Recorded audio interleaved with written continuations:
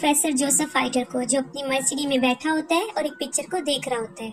उस पिक्चर में 3 लोग आपस में इस तरह खड़े होते हैं कि एक के पीछे दूसरा और फिर तीसरा उनके पीछे खड़ा होता है।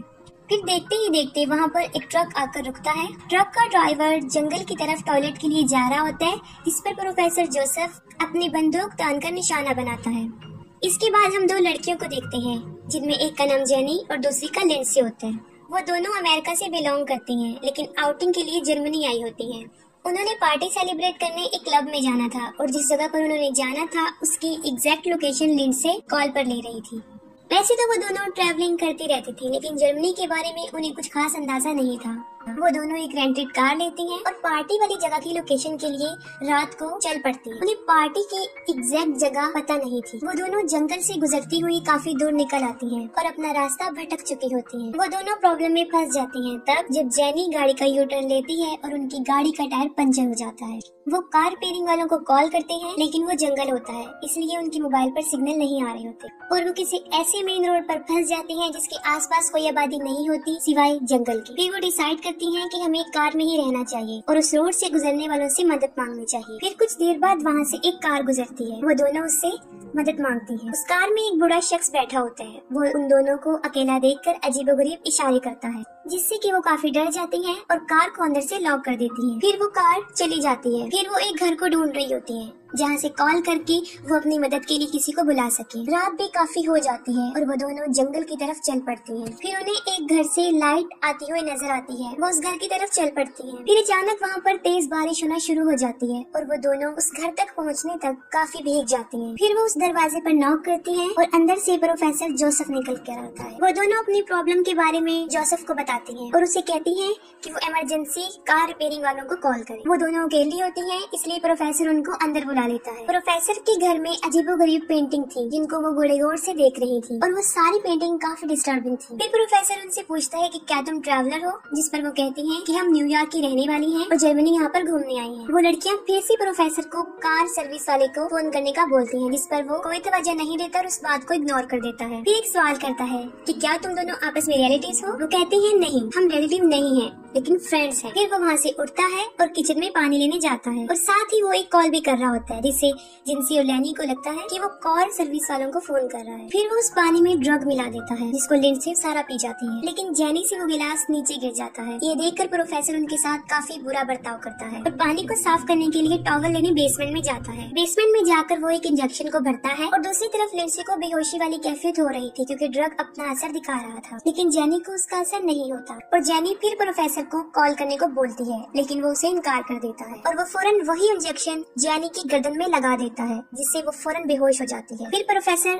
अपना ब्रेकफास्ट ले रहा होता है और जेनी और लिंडसे को होश आता है और वो खुद को प्रोफेसर के लैब में पाती हैं कि वो बेड से बंधी हुई हैं। उन दोनों के अलावा वहाँ पर एक आदमी होता है, उसे भी बांधा होता है और वो वही ट्रक ड्राइवर होता है। फिर प्रोफेसर जोसेफ वहाँ पर आता है और ट्रक ड्राइवर को कहता है कि तुम मैच नहीं होते और तुम्हारा मरने का टाइम आ चुका है, और फिर फौरन एक पॉइजनस इंजेक्शन उसकी वेन्स में इंजेक्ट करता है और वो देखते ही देखते तड़प कर मर जाता है। फिर उसके बाद वो ड्राइवर की लाश को अपने गार्डन में दफन कर देता है। फिर हम देखते हैं प्रोफेसर अपनी बेहोशी वाली मेडिसिन से एक आदमी को बेहोश कर लाता है, जिसका ताल्लुक जापान से होता है, और उसे जेनी और लिंडसे के साथ पड़ा हुआ एक बेड होता है उस पर लिटा देता है। उन दोनों को होश आता है और वो दोनों चिल्लाने लगती हैं, क्योंकि वो नहीं जानती थी कि कब प्रोफेसर उनके साथ क्या करती। वो उनकी कंफ्यूजन दूर करते हुए सामने आ जाता है और खुद को इंट्रोड्यूस करवाता है कि वो प्रोफेसर जोसेफ है, जो कि एक रिटायर्ड सर्जन है। वो एक मैड डॉक्टर था, जिसका बड़ा अजीबोगरीब प्रोफेशन जानदार चीजों को आपस में जोड़ना था। अभी कुछ ही ऐसा पहले उसने 3 डॉग्स को आपस में ऑपरेशन के जरिए एक दूसरे के पीछे जोड़ दिया था, और वो पागल प्रोफेसर वही ऑपरेशन जेनी,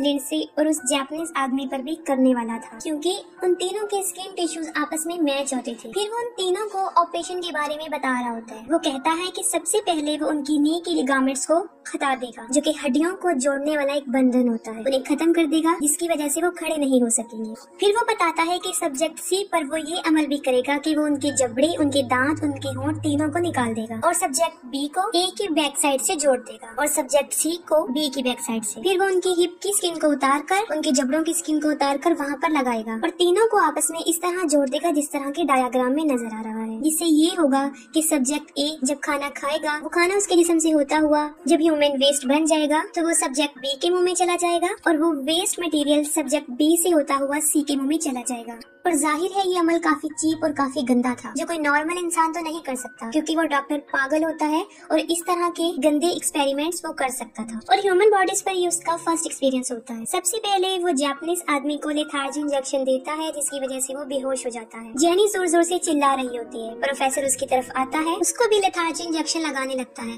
तभी लिंडसे अपनी दांतों की मदद से रस्सियों को खोल देती है और वहाँ से भागने लगती है। उसके हाथों पे नीडल्स लगी हुई थी, जिसकी वजह से उसकी खाल खींच रही थी और काफी खून बह रहा था। वो एक रूम में चली जाती है और उसका डोर बंद कर देती है, लेकिन डॉक्टर उस रूम की विंडो को तोड़ देता है और अंदर आ जाता है। और लिंडसे वहाँ से भी भाग जाती है, लेकिन वो एक पूल में गिर जाती है। प्रोफेसर वहाँ पर भी अपनी गन लेकर आ जाता है और पूरे पूल को कवर कर देता है, लेकिन फौरन लाइट चली जाती है और इसका फायदा उठाकर लिंडसे वहाँ से भागने लगती है। वो भागकर प्रोफेसर के लैब में आती है, जेनी को खोलती है, क्योंकि जेनी उस बेहोशी के इंजेक्शन की वजह से बेहोश होती है। वो जेनी को घसीटकर बाहर लेकर आती है, लेकिन फौरन पीछे से प्रोफेसर आ जाता है और वो लिंडसे को भी वही इंजेक्शन लगा देता है, जिससे वो भी बेहोश हो जाती है। फिर वो दोबारा उन दोनों को उठाकर लैब में ले आता है। फिर वो उनका ऑपरेट शुरू कर देता है। सबसे पहले वो सब्जेक्ट्स के लिगामेंट्स को निकालता है, फिर उनके दांतों को, फिर वो मार्कर से उन सबकी बॉडीज पर निशान लगाता है। फिर वो उनकी हिप और उनके चेहरे की खाल को निकाल देता है और अंदर से मांस को भी निकाल देता है। और वो काफी लंबा ऑपरेशन करता है। फिर कुछ दिनों बाद दिखाया जाता है प्रोफेसर ड्रिंक कर रहा होता है और उसके सामने उसी का बनाया हुआ ह्यूमन सेंटीपीड जमीन पर पड़ा होता है। उन तीनों के जख्म अभी ठीक से सही नहीं हुए होते और वो जबरदस्ती उन्हें खड़ा करने की कोशिश करता है। वो इस तरीके से जुड़े होते हैं। सबसे आगे वो जापानीज आदमी होता है, बीच में लिंडसे और सबसे आखिर में जेनी जो कि आखिर में थी और वो सेंटीपीड की टेल बन गई थी। वो लोग काफी तकलीफ महसूस कर रहे होते हैं, लेकिन प्रोफेसर उनको खड़ा करके उनकी पिक्चर बना रहा होता है। फिर वो उन तीनों को मिरर में दिखाता है और वो तीनों अपनी ये हालत देखकर मुसलसल रो रहे थे। वो उन्हें पिंजरे में रखता है और जानवरों जैसा सलूक करता है और काफी दिन तक ऐसा चलता रहा। और वो जापानीज को खाना ऐसे ही डालता है जैसे कुत्ते को देते हैं और वो उसके जबड़ों को फिर से तोड़ देता है। फिर हमें दिखाया जाता है कि प्रोफेसर उनके साथ बहुत बुरा सलूक कर रहा होता है और उनको लेकर बाहर खड़ा होता है। जापानीज आदमी को वॉशरूम जाने की जरूरत महसूस होती है और उसका सारा ह्यूमन वेस्ट लिंडसे के मुंह में चला जाता है और मजबूरन लिंडसे को उसे निगलना पड़ा। और देखने और सोचने में ये काफी गंदी बात नजर आती है। फिर एक दिन प्रोफेसर उनका चेकअप करता है,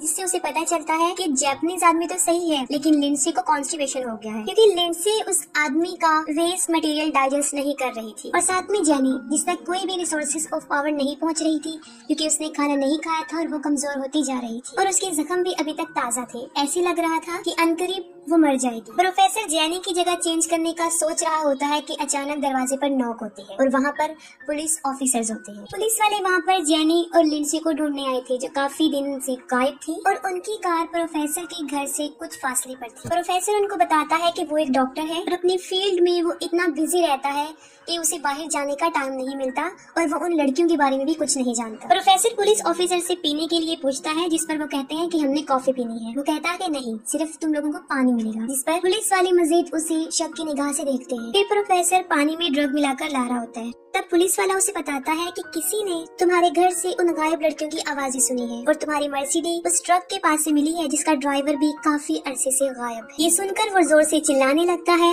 और उन्हें पानी पीने का कहता है, जिस पर वो गिलास को फेंक देते हैं। अब वो फिर टॉवल का बहाना बनाता है और जाकर वो इंजेक्शन लेने जाता है, जिससे कि वो उनको बेहोश कर सके। लेकिन इस बार वो उन पुलिस वालों के सामने एक्सपोज हो जाता है और अपनी सफाई में वो कहता है कि आप लोग किसी को भी बगैर किसी वजह के परेशान नहीं कर सकते और बगैर किसी वारंट के तुम मेरे ऊपर इल्जाम नहीं लगा सकते, जिस पर वो लोग अपना वारंट लेने चले जाते हैं। फिर प्रोफेसर अपने लैब में आता है और उसे उसका ह्यूमन सेंटीपाइड वहाँ पर दिखाई नहीं देता, क्योंकि वो तीनों छुप जाते हैं और एक सर्जिकल नाइफ को उसके पेट में मार देते हैं, जिससे वो नीचे गिर जाता है। वो जापानीज आदमी प्रोफेसर के गले पर काटता है और उसका मांस उसके मुंह में आ जाता है। फिर वो तीनों ऊपर जाने की कोशिश करते हैं, क्योंकि वो ऑपरेटेड थी, कमजोरी थी, इसकी वजह से वो ऊपर नहीं जा सकते। उनकी स्टिचिंग वाले एरिया से ब्लीडिंग बहुत ज्यादा हो रही होती है। वो सीढ़ियों पर ऊपर चढ़ ही जाते हैं कि प्रोफेसर उनके पीछे आ जाता है और सीढ़ियों पर उनका गिरा हुआ खून चाटना शुरू हो जाता है। फिर वो जापानीज शीशा तोड़ देता है और वो डॉक्टर वहाँ पर भी पहुँच जाता है। वो जापानीज टूटे हुए कांच से अपना गला काट देता है और मौके पर ही उसकी मौत हो जाती है। इतने में वो पुलिस ऑफिसर्स भी वहाँ पर पहुँच जाते हैं, लेकिन उन्हें कोई नजर नहीं आता। फिर वो उसकी लैब में जाते हैं, वहाँ पर भी कोई मौजूद नहीं होता और उनमें से उस पुलिस ऑफिसर को उस मेडिसिन का नशा होना शुरू होता है, वो ड्रग जो उसने उसे पानी में मिलाकर दिया था। और दूसरे ऑफिसर को